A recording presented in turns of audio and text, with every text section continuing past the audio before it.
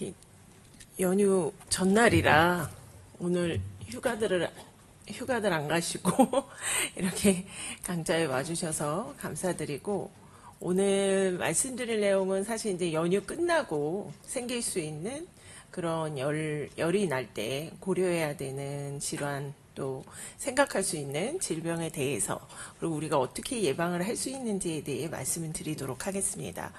우리가 보통 이제 성묘라고 했지만 가을철에 많이 놀러들 다니기 때문에 야외 활동 후에 열이 날 때 어떤 원인을 생각할 수 있는지 말씀을 드리겠습니다. 가을성 열성 질환이라고 보통 얘기들을 하는데요.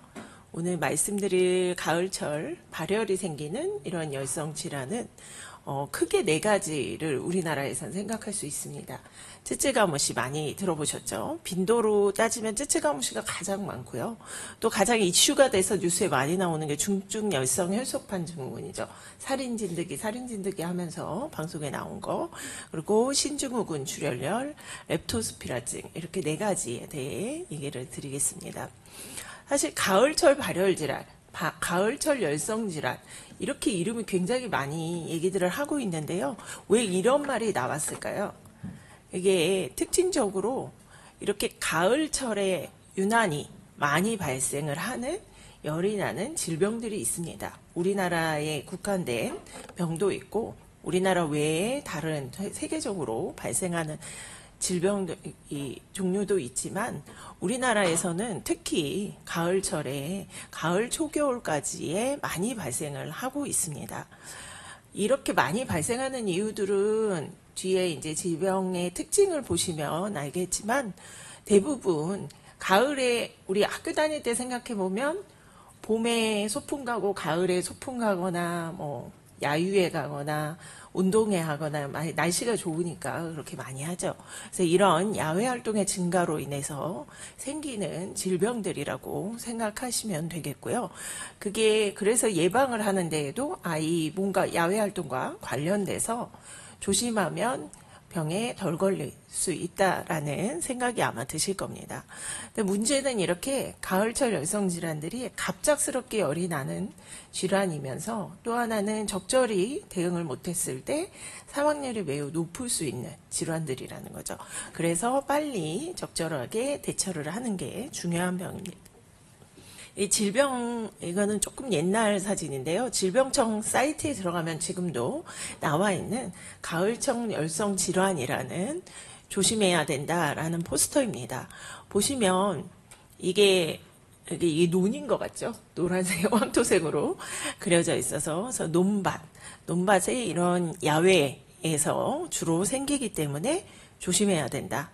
그리고 주로 가을철 열성 질환은 이 진드기가 매개하는 질환과 설치류, 이 야외에서 주로 다니는 포유류 동물들 중에 가장 흔한 설치류 매개 감염병, 이렇게 두 가지로 크게 나누어서 우리가 생각을 해볼 수가 있습니다.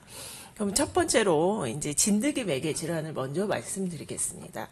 진드기 매개 질환의 가장 대표적인 쯔쯔가무시입니다. 쯔쯔가무시는 저희가 추석 연휴 시작하면 병원에서, 특히 저희 같은 감염내과 사람들은 이제 추석 연휴가 길수록, 그리고 추석 연휴의 기간에 따라 약간 발생하는 질환들이 다른데, 올해처럼 이제 9월 달에 일반적으로 추석 연휴가 9월 중순에 이제 딱 생기게 되면, 추석 끝나고 나면 이제 열나는 사람들이 오겠구나, 이런 생각을 하게 됩니다. 그래서 쯔쯔가무시병과 중증 열성 혈소판 증후군이 SFTS라고 우리가 흔히 말하는 게 진드기에 매개를 해서 걸리는 질환이고요.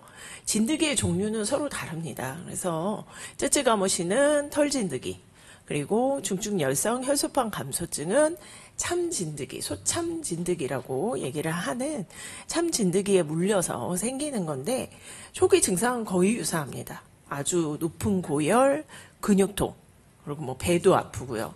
이제 나중에 진행을 하면서 각각 병변이 달라지기 때문에 그걸로 어느 정도 감별은 할 수 있지만, 환자분들이 병원에 처음 오시게 되는 주 증상은 대부분 고열, 두통, 근육통, 뭐 설사, 복통 이런 증상이기 때문에 어떻게 다른지 조금 말씀을 드리도록 하겠습니다. 첫 번째 이제 쯔쯔가무시라고 우리가 알고 있는 질환들입니다. 그리고 이제 이런 오늘 말씀드린 이런 가을철 열성 질환들은 우리가 법정 감염병으로 되어 있습니다. 지금 새로 개정된 법정 감염병 때문에 감염병에 따라서 1급, 2급, 3급, 4급으로 나눠져 있죠. 무슨 몇 급에 해당이 되는지 알고 계시면 좋을 것 같습니다. 자, 쯔쯔가무시병은 우리나라만 생기는 게 아닙니다. 쯔쯔가무시가 사실 영어로 TSU, 쯔쯔 이게 한국말이 아니라 영어를 그대로 한국말로 표현한 병입니다. 그래서 북쪽으로는 우리나라, 일본을 포함한 곳이고요. 서쪽으로 파키스탄 있는 부분까지, 그리고 오스트레일리아, 호주 있는 부분까지 해서 이렇게 동아시아 부분에서 주로 발생하는 질환이 진드기맥의 질환이고요. 리케차 질환이라고 원인이 리케차에 해당이 돼서 질환입니다. 그래서 이 지역을 이렇게 연결해 보면 삼각형으로 나와요. 뭐 버뮤다 삼각지대 이거랑 비슷한. 그래서 이거를 쯔쯔가무시 트라이앵글 이렇게 얘기를 합니다. 그래서 쯔쯔가무시가 생기는 세계적인 유명한 지역이 이렇게 아세아 지역에 모여져 있습니다. 우리나라는 어디에 많이 모여 있느냐? 주로 이제 시골에 갔다 와서 야외 활동에서 많이 걸려서 남쪽에만 많다라고 생각을 하시는데, 실제로 전국에서 대부분 아주 대도시 몇 곳을 빼고는 다 발생을 합니다. 하물며 서울을 밖을 떠난 적이 없는 분들도 서울에도 산이 많죠. 우리나라는 산이나 그 공원에, 풀이 많은 그런 공원에 갔다 와서 감염된 환자들도 있습니다. 주로 남쪽에 많이 있고요. 경남이 가장 많습니다. 그래서 경남 지역, 제가 아는 환자는 해남에 명절 때 갔다가 오면 추석 때 2년 연속으로 걸려가지고 오신 분이 이제 두 번째 걸려서 올 땐 자기가 진단 다 내려갖고 오셨어요. 다 첫 번째 때 고생을 많이 하셔서 그런 분도 계시는데, 경남이 가장 많고 전남, 충남, 전북 전체적으로 다 많이 생깁니다. 그리고 그래서 이게 밭일이나 뭐 야외에 많이 나가서 노출이 되는 일을 많이 해서 그런지 몰라도 여성분이 남성분보다 더 많이 발생을 하는 것으로 되어 있고요.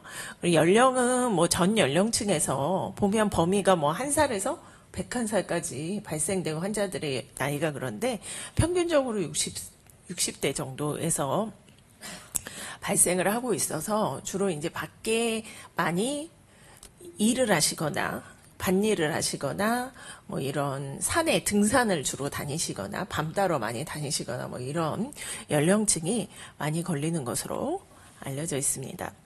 실제 발생률을 보면 2021년과 2022년의 발생률의 차이를 좀 보시면 거의 차이가 없습니다. 21년 파란색이고 22년이 빨간색인데, 보면 22년이 한 2주 정도 더 늦게 피크 발생이 더 많은데, 가만히 보니까 21년도 추석은 9월 20일이었고요.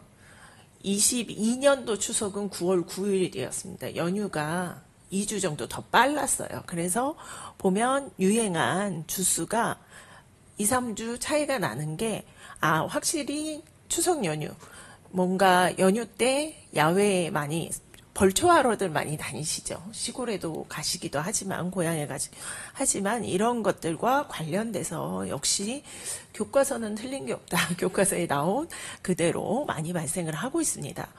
그럼 주로 어떤 일 할 때 많이 생기느냐? 발생된 환자들에게 노출된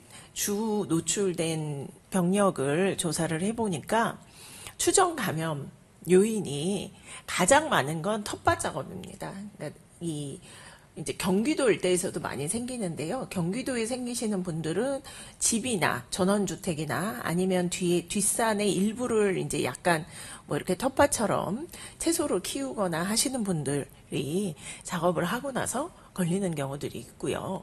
이 외에 두 번째로 많은 게 실제로는 보면 일회성 야외 활동입니다. 일회성 야외 활동이 바로 이제 주로 이제 도심에 있는 병원 저희가 보는 거. 근데 저희가 보는 쯔쯔가무시우 환자는 사실 빙산의 일각입니다. 얘기 들어보면 충청도나 전라도 쪽에 이 시즌에 뭐 한 병동에 반 이상의 환자가 다 쯔쯔가무시우 환자로 입원해 있거나 그런 경우들도 많이 있다고 해서요. 저희는 이제 주로 일회성 야외 활동에 계신 분들이 많이 감염에 노출이 됩니다. 그럼 일회성 야외 활동은 뭐가 있냐?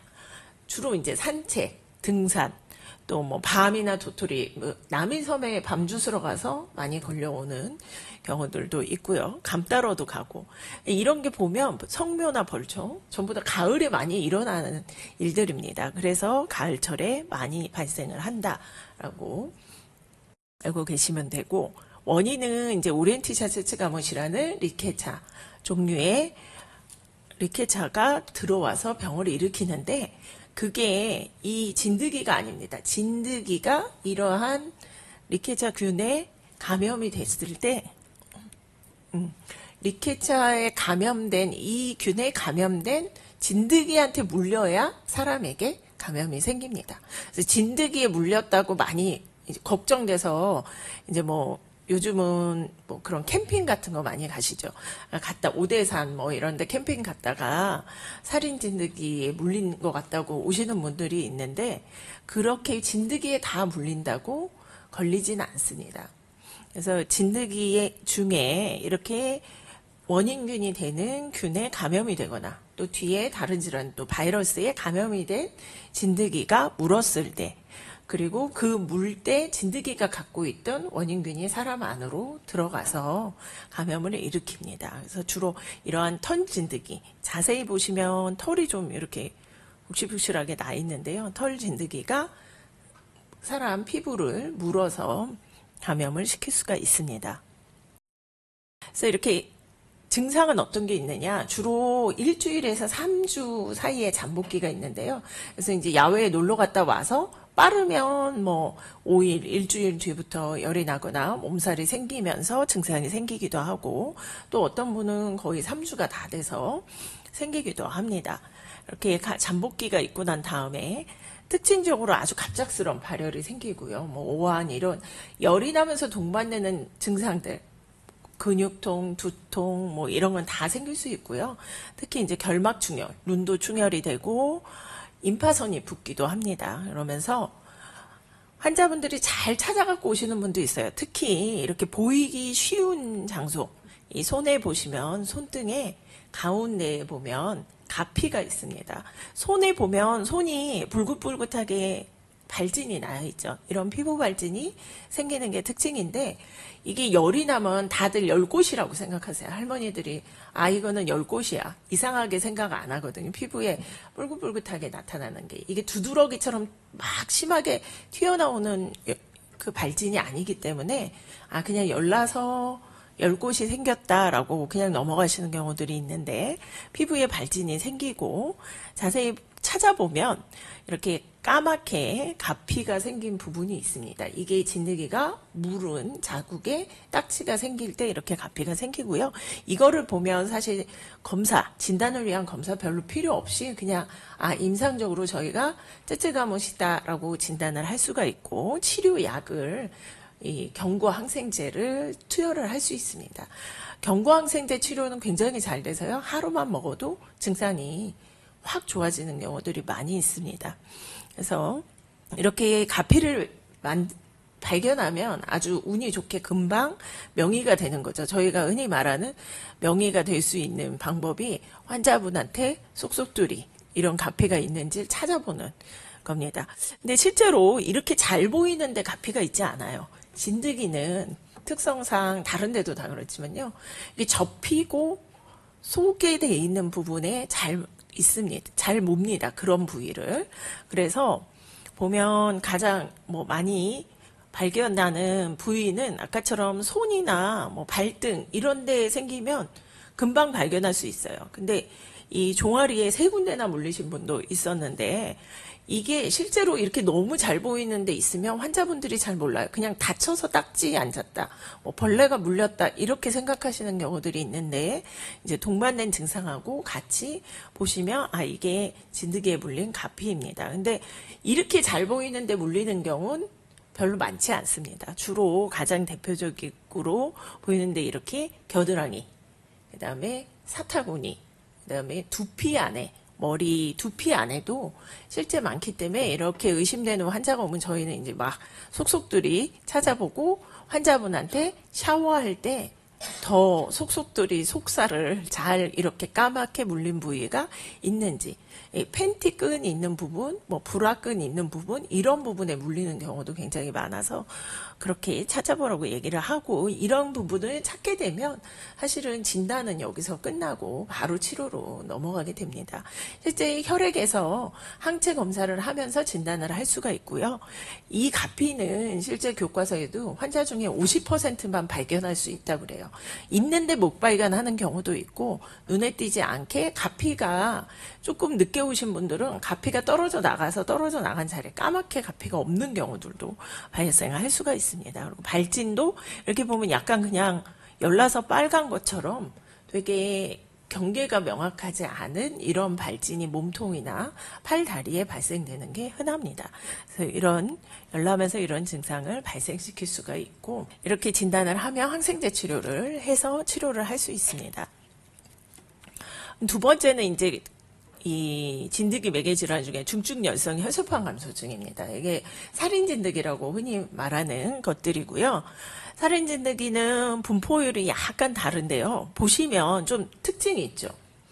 그냥 아주 아까는 남쪽에 주로 진한색 이 발생 명수가 많은 지역이 몰려 있는데 SFTS는 제주도를 비롯해서 전국에 그냥 각지에 다 비슷한 수준으로 발생이 보고가 되고 있고 특히 이제 보통 태백산맥 동쪽 이제 이 강원도 지역이랑 경상북도 지역에 발생이 조금 더 많습니다. 그래서 이렇게 발생을 하고 있고요. 이 신고되는 월수를 보면 실제 SFTS는 가을성 열성 질환에 저희가 학생 때는 없었어요. 이게 뭐 물론 발견된 지도 얼마 안 됐지만 그리고 지금도 가을성 여성 질환에 우리가 넣어서 강의를 하고 조심하라고 얘기를 하는 이유는 가을철에 야외 활동을 많이 하기 때문에 그런데 실제로 이 질환 자체는 발생되는 빈도를 보시면 5월, 6월, 7월, 8월, 9월, 10월, 11월 거의 1년에 아주 추운 겨울을 제외하고는 연중에 계속 발생이 보고되고 있습니다. 그만큼 야외 활동과 관련됐고 봄에도 많이 생기기 때문에 근데 이제 특히 가을철에 많이 생긴다라는 것 때문에 같이 말씀을 드렸습니다. 주로 어디서 많이 생기냐? 이거는 남자분들이 또 많이 걸려서 남녀의 비율이 비슷한데 남자가 조금 더 많습니다. 실제로 사망하는 환자를 보면 남성분이 훨씬 더 많아요. 그래서 여성분에 비해서 남성의 사망률이 조금 더 높고 그리고 대부분 사망하는 이 예후가 안 좋은 경우 연세가 많은 경우에 그렇습니다. 그래서 젊은 사람일수록 잘 회복을 하는 경우가 많고요. 근데 실제 이 SFTS는 앞서 쯔쯔가모 씨에 비해서 치명률이 훨씬 더 높고 치료 뒤에 말씀드린 치료약제가 아직까지 없기 때문에 더 그런 부분이 있습니다. 노출 위험은 당연히 이제 논밭이나 농업 활동을 하는 농작업이 가장 많이 있고요. 그 외에도 뭐 올레길 등산하고 와서 걸리거나 이렇게 일회성 야외 활동으로 노출돼서도 걸릴 수가 있습니다. 보시면 임산물 채취, 뭐 이렇게 약초 캐러 갔다가 걸렸다든지 저희도 엊그저께 또 한 분이 돌아가셨는데 서울 동작구에 사시는 분인데 이제 놀러 갔다가 오셔서 뇌출혈로 돌아가셨어요. 이 가을철 열성 질환의 특징은 출혈성 열성 질환이에요. 대부분 다 혈소판이라는 혈액응고의 가장 중요한 부분이 떨어지면서 출혈이 생겨서 출혈이 가장 흔한 사망 원인 중에 하나입니다. 그래서 이 질병이 진행을 하면 그 고비를 넘을 때까지 중간에 뇌출혈이 생기거나 위출혈이 생기면 대책이 없어서 수혈을 하고 잘 지혈이 되면 사시는 거고 안 되면 이제 돌아가시게 되는 거죠. 이런 제초 작업이나 성묘 벌초 등에 의해서도 발생이 보고되고 있습니다. 원인균이 아니라 원인 바이러스입니다. SFTS 바이러스라고 하는데요. 사진에 보면 요 모양이 이 바이러스입니다. 뿌옇게 된 거예요. 우리 코로나 때 막 뉴스에 나올 때 보면 코로나 바이러스 약간 왕각 모양으로 그것도 뿌옇게 동그랗게 생겨 있죠. 비슷비슷하게 다 생겨 있고 우리가 눈으로 확인할 수 없습니다. 전자현미경으로 확인할 수 있는 바이러스고요. 이 바이러스가 그냥 사람에게 오는 게 아니라 이 바이러스를 매개하는 매개 진드기가 있는데 그게 작은 소참 진드기가 우리나라에서 가장 유명한 거고 그 외에도 다른 참진드기도 많습니다. 뭐 계피참 진드기, 뭉뚱참 진드기 뭐 이런 것들도 옮길 수가 있는데 이 참진드기가 물었을 때 여기 사진을 보시면 아주 특징적인 게 흡혈을 안 했을 때는요. 진짜 보시면 깨소금보다도 조그매요. 실제 환자가 배에 박힌 채로 응급실에 온 적이 있어요. 그래서 응급실에서 빼가지고 이렇게 컵에 담아서 보면 흡혈을 하고 나면 이렇게 거의 100배 이상 커지게 됩니다. 그래서 흡혈하고 나면요. 수수조 아시죠? 수수보다 좀 커서 금방 눈에 볼 수 있고요. 그리고 이 흡혈하기 전의 상태는 까만깨 정도? 아주 조그매서 그래도 앞서 말씀드린 그 쯔쯔가모시 털진드기는 굉장히 작아서 눈으로 볼 수 없습니다. 거의. 그래서 그거보다는 훨씬 큽니다. 그래서 이 보통 배나 팔에 박힌 채로 물린 채로 막 응급실에 오시는 분들 보면 이렇게 피를 먹어서 뚱뚱해져가지고 얘네들이 이제 눈에 금방 띄게 그러면 이제 저희가 뽑아갖고 제거를 해주는데요. 인터넷에 보시면 뺄 때에도 그냥 막 빼지 말라고 돼 있습니다. 빼는 방법 얘네가 머리부터 이빨로 살을 이렇게 깨물어 들어가기 때문에 잘못 빼면 잘려가지고 머리 부분이 이렇게 피부 안에 남아있는 경우가 있기 때문에 잘 빼셔야 됩니다. 그래서 이렇게 피를 머금게 되면 굉장히 크기 때문에 동그랗게 아마 눈으로 확인하실 수가 있습니다. 근데 이제 걱정을 많이 하시는 게 물렸다고 다 걸리는 게 아니에요. 이거 역시도 이 SFTS 바이러스에 감염된 진드기에 물렸을 때, 그럴 때 걸리기 때문에 잠복기만 잘 열이 나는지, 그래서 이제 오시면 사실 해드릴 게 없어요. 이게 미리 먹어서 치료하는 약이 있는 게 아니기 때문에 가셔서 잠복기 동안 열이 나는지 이상이 있으면 바로 다시 와라 라고 말씀을 드리는데 보통 잠복기가 1주에서 2주입니다. 그래서 이 쯔쯔가모시보다는 조금 빠른데요. 1주에서 2주 내에 감염이 됐다면 갑작스러운 발열이 생기고요. 증상이 조금 쯔쯔가모시보다 심한 경우들이 많은데 특히 소화기 증상이 많습니다. 설사, 구토, 그래서 막 장염처럼 보통은 생각을 했는데 이렇게 하다가 아주 특징적인 건 혼수가 생깁니다. 그래서 막 사람이 오락가락 헛소리하고 막 이런다고 응급실로 이제 장염인 줄 알았는데 헛소리하고 막 이래서 응급실로 와서 얘기를 해보면 뭐 일주일 전에 어디 벌초하러 갔다 오고 어디 뭐 올레길 등산하고 오고 이런 병력이 있으면 저희가 혈소판이 많이 떨어져 있고 이러면 의심을 해볼 수가 있습니다. 왜냐하면 이렇게 신경계를 침범하는 경우에 굉장히 사망률이 높기 때문에 더 빨리 조치를 취해야 하고요. 진단은 이런 증상과 야외 병력으로 진단을 하지만 제일 중요한 건 이제 혈액에서 바이러스를 분리합니다. 저희가 보건소에 신고하고 검체를 이제 서울은 각 지역마다 있는 보건환경연구원에 이 SFTS 의심 환자라고 혈액을 보내면 PCR 검사로 진단을 해주게 되고요. 이게 사망률이 높은 이유 중에 하나는 효과적인 치료약이 없습니다. 굉장히 빠르게 진행하고, 그래서 그래도 혈장 교야수, 피 안에 있는 이 바이러스를 낮춰주는 거예요. 피를 한번 쭉 빼서 걸러서 다시 집어넣어주는 방법을 했을 때 그래도 생존율이 아무 치료도 안 하고 대증 치료만 하는 것보다 높아져서 요즘은 혈장 교양수를 하면서 같이 대증 치료를 하고 있습니다. 그럼 이런 진드기 매개질환을 어떻게 예방할 수 있느냐?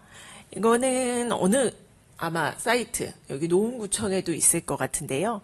들어가 보시면 대부분 다 똑같습니다.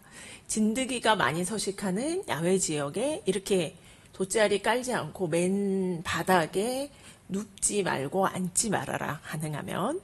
그리고 음식, 여기도 있죠. 돗자리 펴고 앉고 사용한 돗자리는 꼭 세척을 하고 햇볕에 말려서 사용을 하고, 여기 이제 야외에 가서 화장실 가기 너무 멀거나 잘 없을 때 그냥 용변을 보는 경우들이 있는데 그럴 때 물리는 경우들이 있습니다.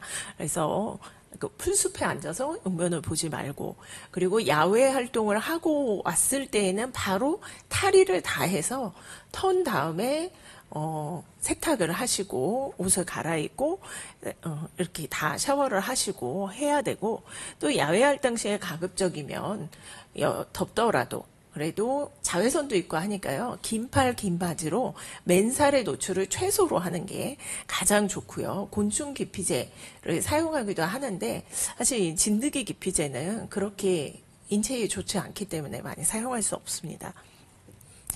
자, 두 번째는 이제 설치류 맹해 질환이에요. 설치류라는 게 쥐, 다람쥐 이런 건데, 사실 이제 제일 흔한 게 설치류이기 때문에 설치류인데, 설치류 외의 포유류에도 감염될 수가 있습니다. 그래서 설치류 매개 감염병은 크게 두 가지, 오늘 말씀드린 네 가지 중에 렙토스피로즘과 신증후군 출혈열이 있고요. 신증후군 출혈열을 아마 더 많이 보셨을 것 같습니다.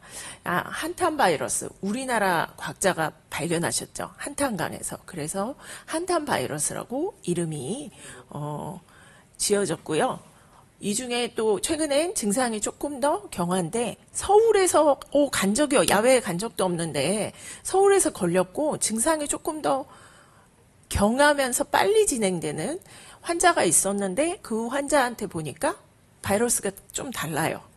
형제 같은데 달라요. 그래서 서울 바이러스라고 이름이 붙여진 이런 종류의 바이러스에 의해서 생깁니다. 설치류 매개 질환은 진드기랑 다른 점이 있어요. 설치류가 물어서 생기는 게 아닙니다. 그래서 우리가 실제로 쥐에 물렸다고 막 걱정해서 오시는데, 설치류에서 물려도 당연히 걸릴 수 있긴 하죠. 근데 흔하게 걸리는 이유는 이 설치류에 배설물에 바이러스가 있기 때문에 그 배설물을 통해서 야외 활동을 하면서 잔디나 풀밭에 배설물에 있는 바이러스가 인체로 들어오면서 감염이 됩니다.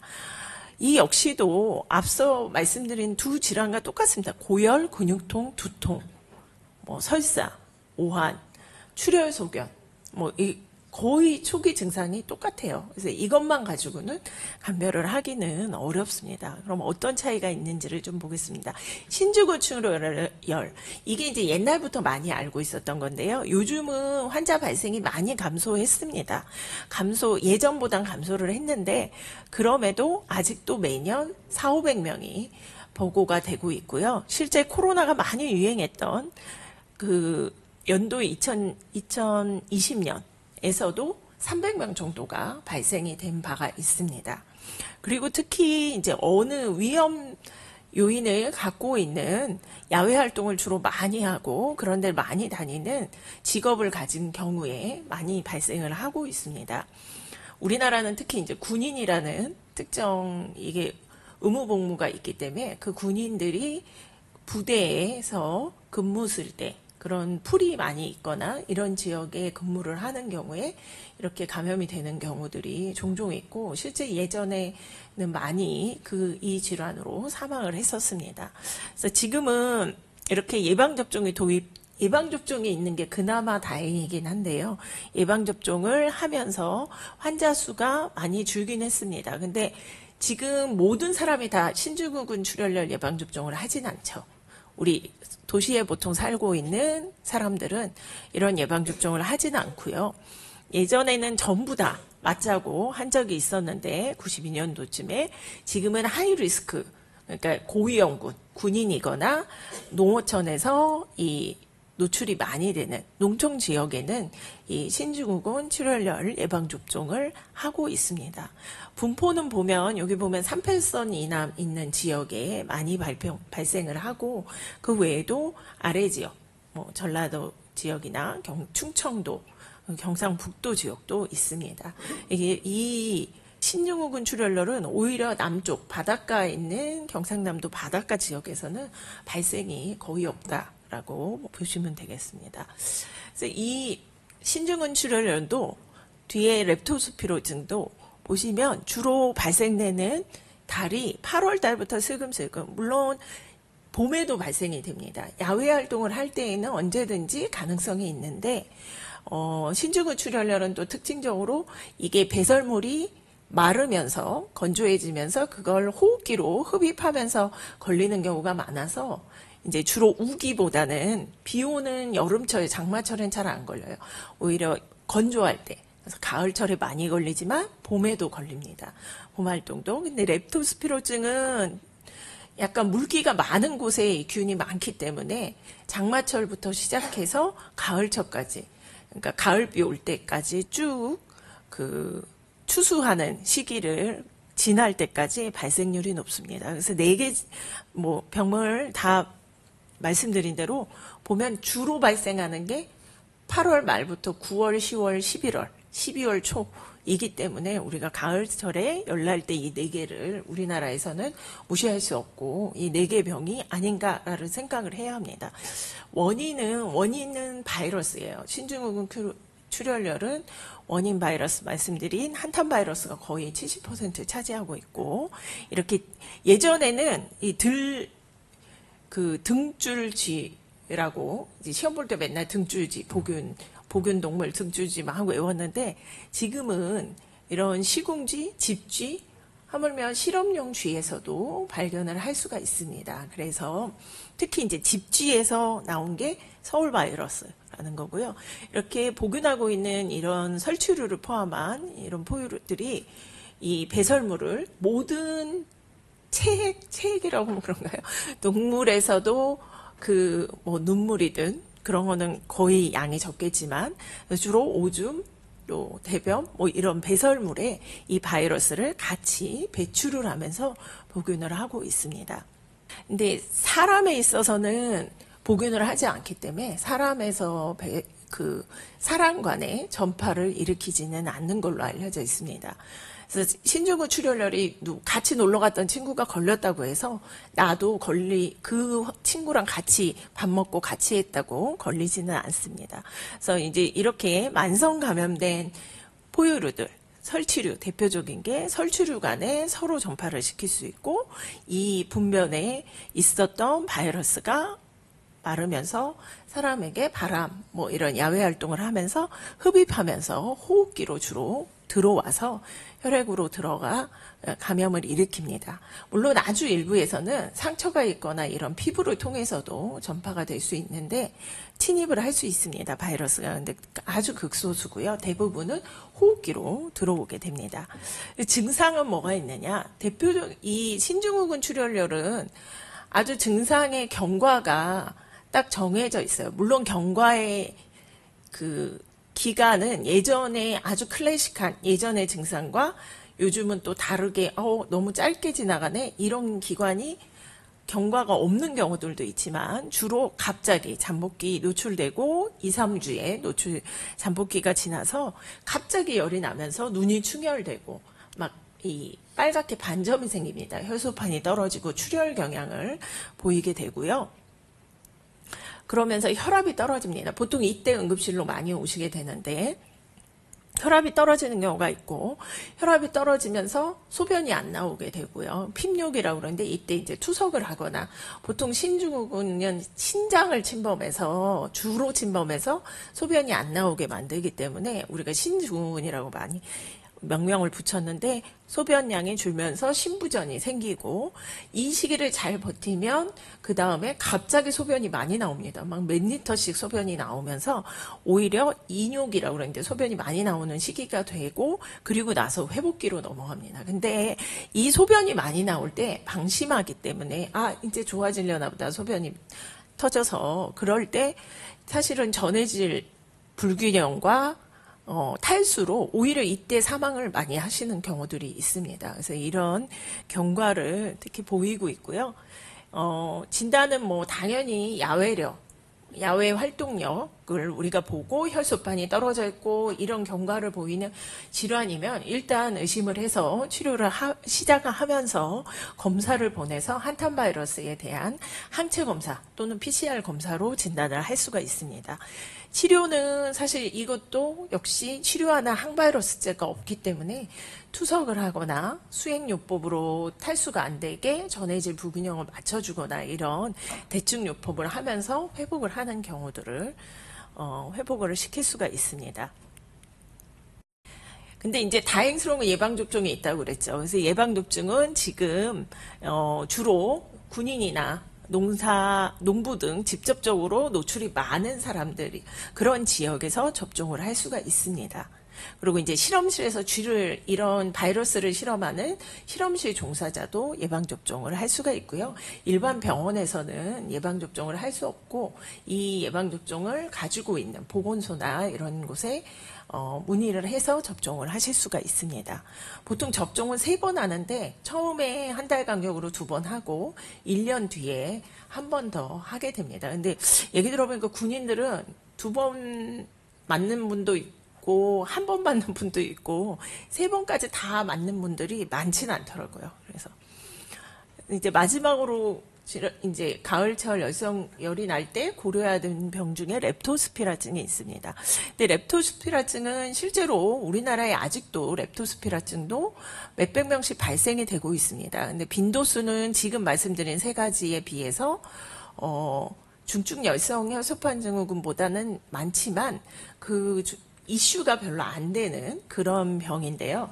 주로 농촌 지역에서 많이 발생을 해서 그런지 모르겠습니다. 그리고 치료약이 있기 때문에 진단이 돼도 치료로 회복할 수 있는 환자들이 많이 있습니다. 렙토스피라균이라는 균에 감염이 되면 발생하는 열성 질환이고요. 여기 보시면 이렇게 나선형으로 되어 있습니다. 이렇게 나선형으로 꼬불꼬불하게 스파게티면 중에 이렇게 생긴 거 있죠.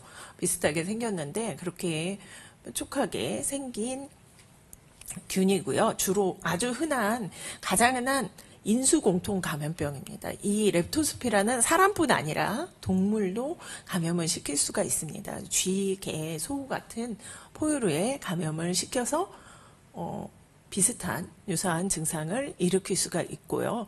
이거는 이런 동남아시아, 우리나라 이런 곳에 국한되지 않고 전 세계적으로 발생을 일으킬 수 있습니다. 주로 만성으로 감염이 된 동물이나 복균하고 있는 동물의 배설물이나 소변으로 배설이 되면서 물이나 흙을 오염시키고 그 오염된 물에 젖은 흙 같은 거에 피부에 사람이 노출이 되면 거기에 상처가 있거나 피부 장벽에 손상이 됐을 때 그쪽을 통해서 감염이 되면서 발열이 생길 수가 있습니다. 이 세균은요, 특히 이 토양에서 20도 정도의 온도와 습도만 있으면, 물만 있으면 굉장히 잘 번식하기 때문에 번식력이 되게 좋고 조그만 물방울 하나에도 이게 사진은 되게 크게 나와 있는데요. 실제로 굉장히 작은 세균이기 때문에 한 방울의 물방울에도 많은 수의 세균이 들어있을 수가 있습니다. 그래서 사람 안에 들어왔을 때, 노출됐을 때 그 수가 많을수록 증상이 심하게 발현이 될 수 있습니다. 위험한 사람들은 누구냐? 주로 이런 오염된 토양수나 물에 노출된 사람들인데요. 주로 앞서 말씀드린 건 논이나 이런 풀 이런 데서 많이 걸리는데 렙토스피라는 특징적으로 논밭에 물을 주는 특히 이제 장마 오고 나면 논의 벼들이 많이 이렇게 쓰러졌을 때 그걸 복구하러 갔다가 걸리는 경우들이 꽤 많습니다. 그래서 그런 물에 발을 담그고 작업을 하는 일들을 하시는 분들에 많이 걸리게 됩니다. 특히 이제 수영이나 캠핑 같은 데에서도 물가에서 많이 하시죠. 그렇게 하면서 걸릴 수가 있고요.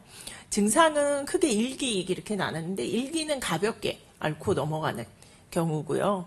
2기로 넘어가면 증증 감염으로 넘어가면서 이렇게 눈에 출혈이 생기고 간부전, 내장 출혈이 생기면서 사망에 이르게 되는 황달이 굉장히 심하게 오기 때문에 황달형 렙토스피라증인 웰스병이라고 얘기를 하는데요. 이런 경우는 사망률이 굉장히 높습니다. 그래서 이렇게 진행을 하는 경우는 사망률이 높지만 진행을 안 하는 경우에는 이제 1기에서 치료가 잘 되면 여기서 그냥 회복이 되는 경우고요.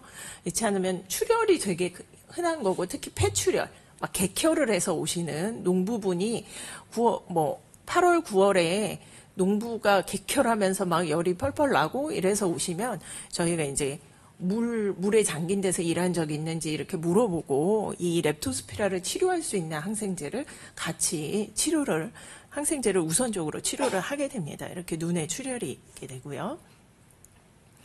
진단은 혈액에서 이 균을 발견하면 되는데요. 직접 보는 건 아주 폭발적으로 환자가 많이 발생되면 이런 비용이 많이 드는 검사를 안 하고 현미경으로 볼 수는 있지만 이거는 발견을 못하는 경우가 많습니다. 균이 많아야 잘 볼 수 있고요. 직접 관찰법보다는 요즘은 DNA나 항체로 검사를 하고 있습니다. 그래서 치료는 항생제로 치료할 수 있어요. 그래서 증상이 일기처럼 감기, 몸살, 폐렴 정도의 이런 증상 정도면 우리가 경구 항생제로 먹는 항생제로 치료할 수 있고 심한 경우에는 입원해서 주사 항생제뿐만 아니라 적절하게 출혈이 생기는지 이런 부분을 치료를 해야 사망률을 낮출 수가 있습니다.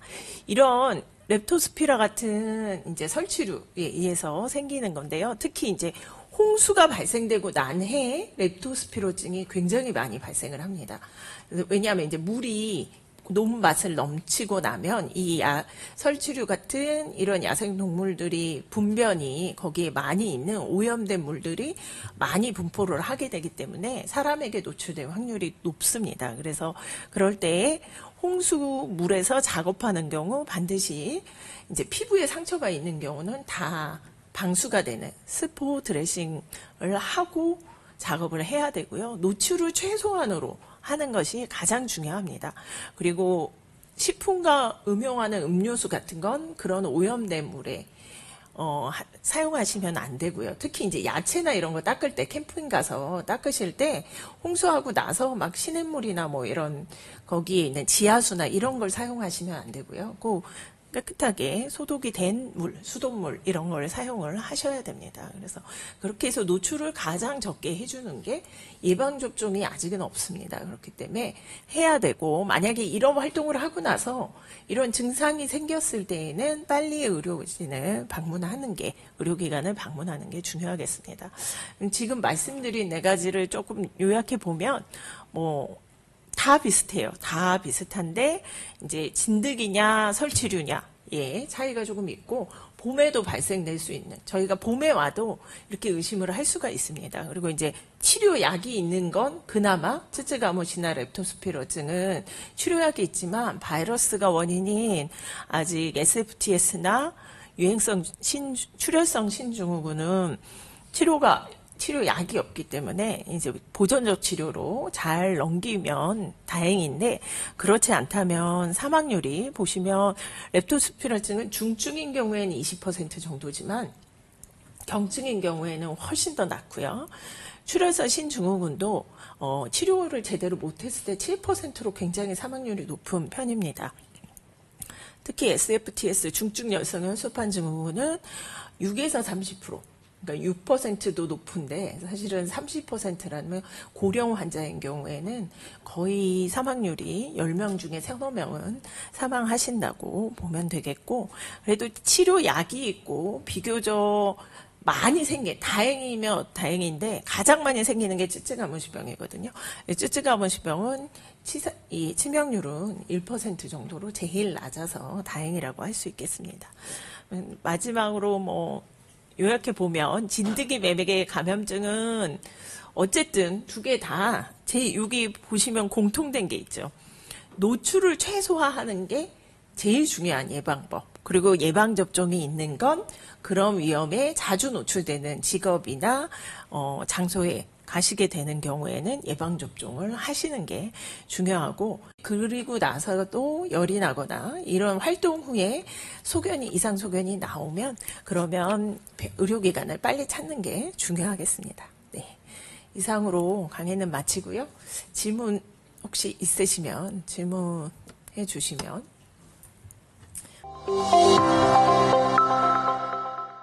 이 건강 캠페인은 서울특별시와 서울특별시 의사회가 함께합니다.